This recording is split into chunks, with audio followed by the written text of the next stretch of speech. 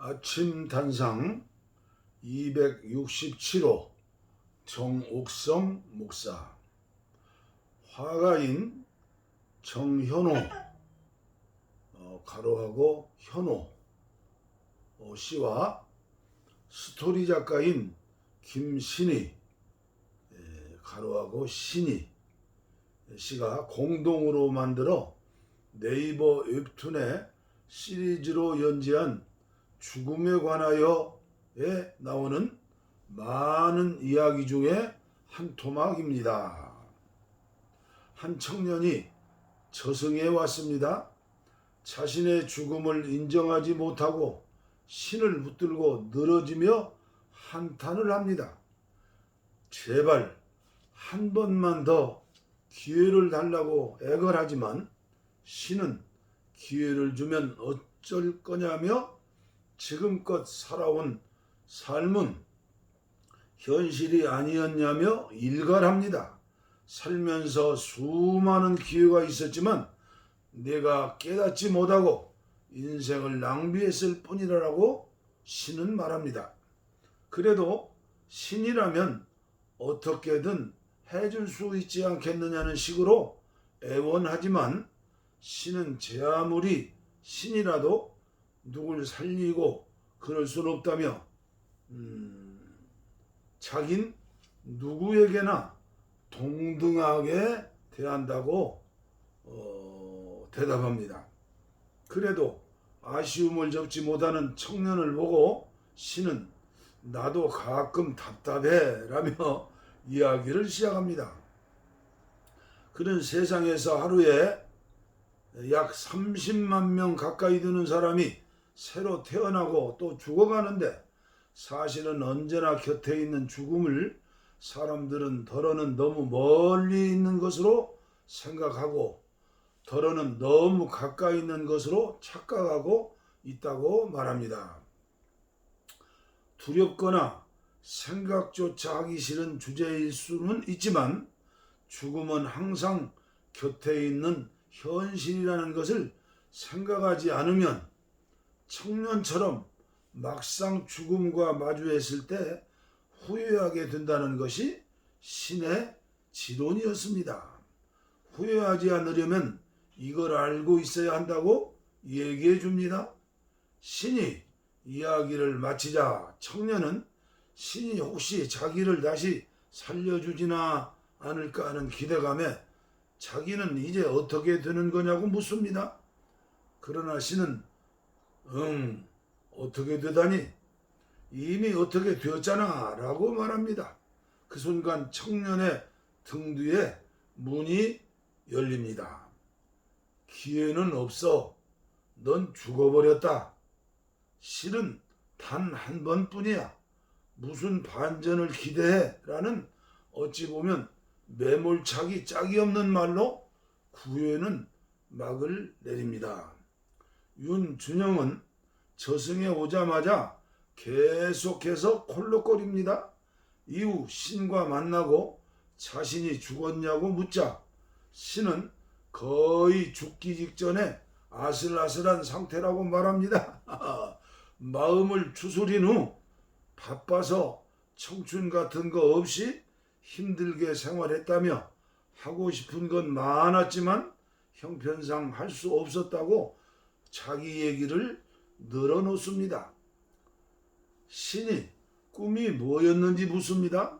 그는 글을 쓰는 것이 꿈이었지만 먹고 살기가 바빠서 그럴 시간이 없었다며 자기에게 좀 더 여유를 주지 그랬냐고 따집니다. 신은 시간은 남이 만들어주지 않는다고 얘기하고 갑작스레 그것보다 너 지금 나이가 몇인데 자꾸 아까부터 늙은이처럼 얘기해 라고 묻습니다. 윤준영이 제가 지금 30?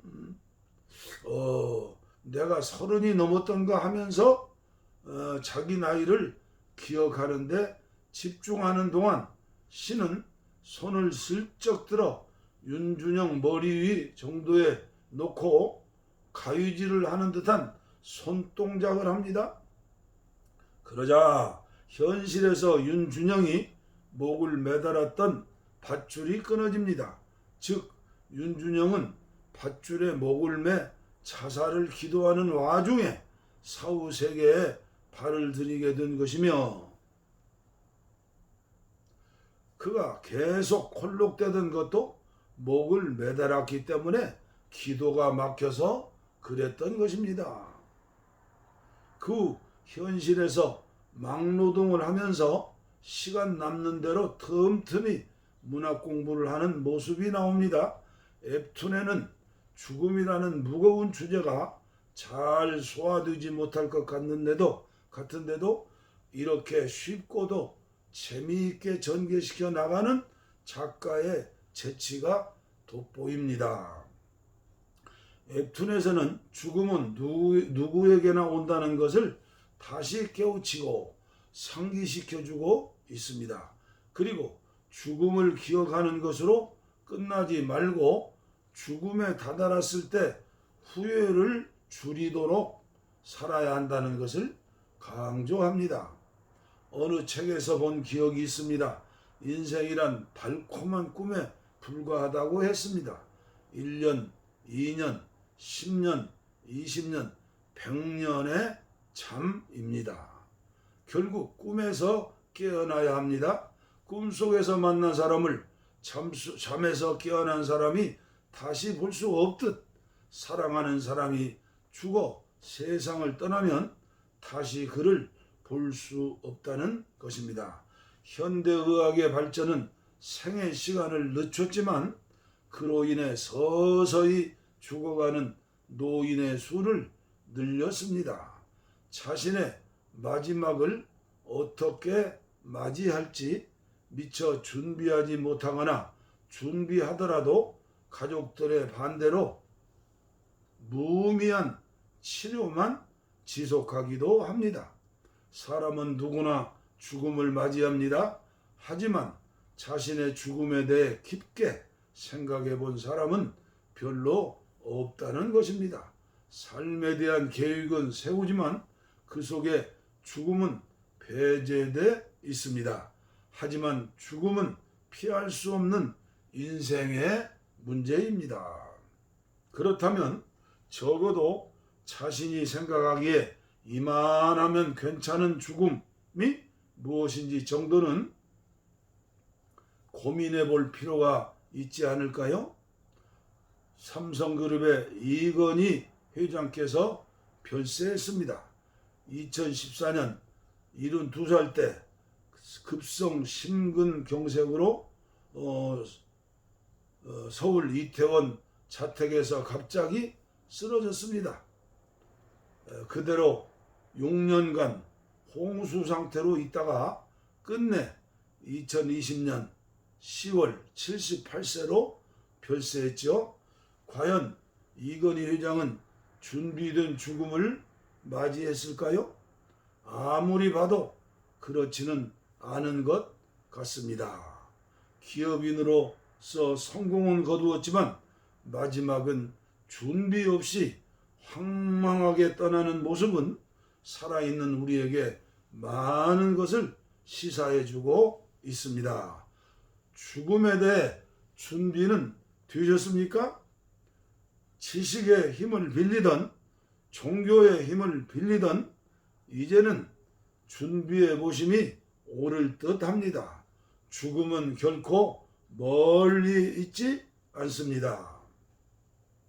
지금 내 곁에 있습니다.